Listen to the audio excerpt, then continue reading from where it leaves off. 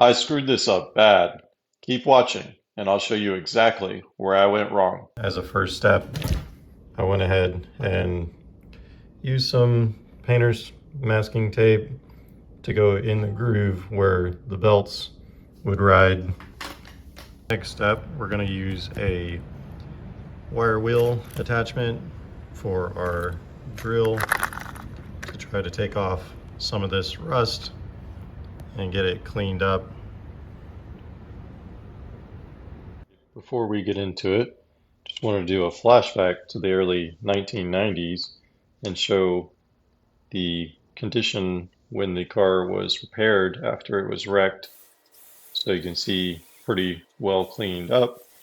And then now here we are in 2026, and just from sitting in the garage for over 30 years, we have a lot of work to do just to get back to the condition that it was in previously.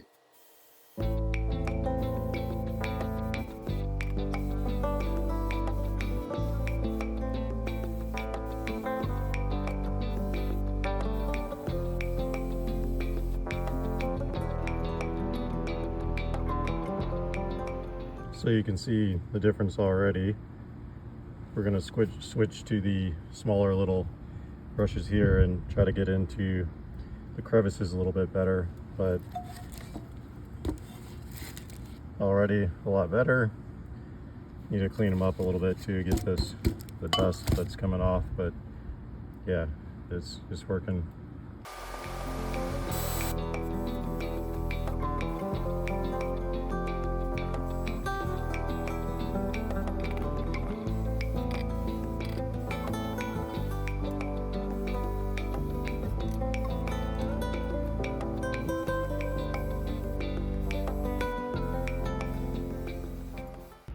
All right, this is our after. So we used the wire wheel brushes, and then I also went ahead and used a Maroon Scuff pad because the wire wheels polish it a bit at the same time. So the Maroon, whew, that one fell, almost got my foot. But yeah, the wire wheels polish it up. So using the Scuff pad helps give the primer or paint a little bit more something to grab to. So if you can see, there's a little bit of a rust here in this groove, and you would never actually see it, but I'm going ahead and using this as a scraper to just get in here and try to get a little bit of that surface rust a little bit cleaner before we go ahead and do our final paint prep.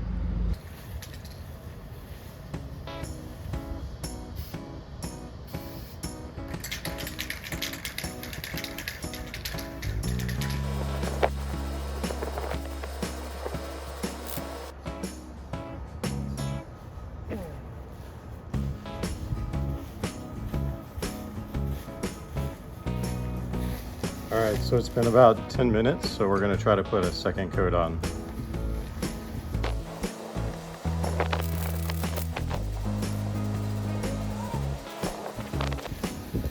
Okay, so we got 2 coats down now. We're going to do a final coat of primer.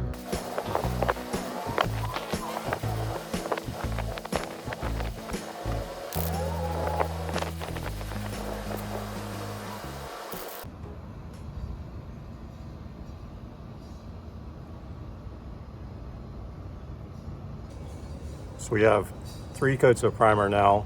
We'll wait 24 hours, let that cure, and then come back tomorrow and start with some paint. Okay, so it's the next day. We have our pulleys back out of our paint booth.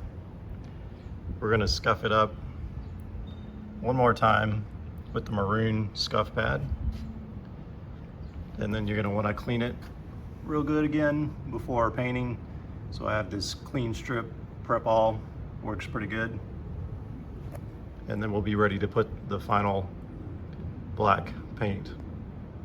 Okay, so turns out I was wrong. The clean strip wax and grease remover was a little bit too much for the fresh primer. Even though it had been almost 24 hours, it lifted off and ate through. So I'm gonna have to, I think, sand this down a little bit and maybe put one more coat of the primer back on top, and then try to do our paint probably tomorrow instead of today.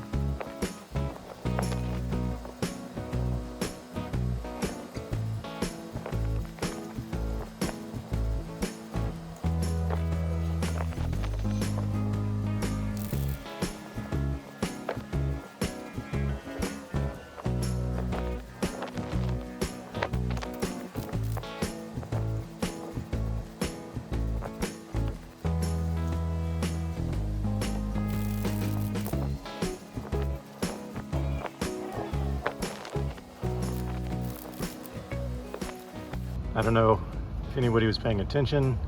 I didn't end up letting it dry and doing the primer and letting it dry for 24 hours again. All I did is used another coat of primer after scuffing it up, and then while it was wet on wet, just went ahead and did a transition into the paint with the black color. Otherwise, just engine pulley, so it doesn't have to be perfect. You can see the final outcome. We've got coverage in the Duplicolor black. I do have some striping on the top here, just where I had my hanger wires, where the primer is still showing through because the wire there blocked the paint. I could come back and maybe touch that up, but I'm not sure if I will or not.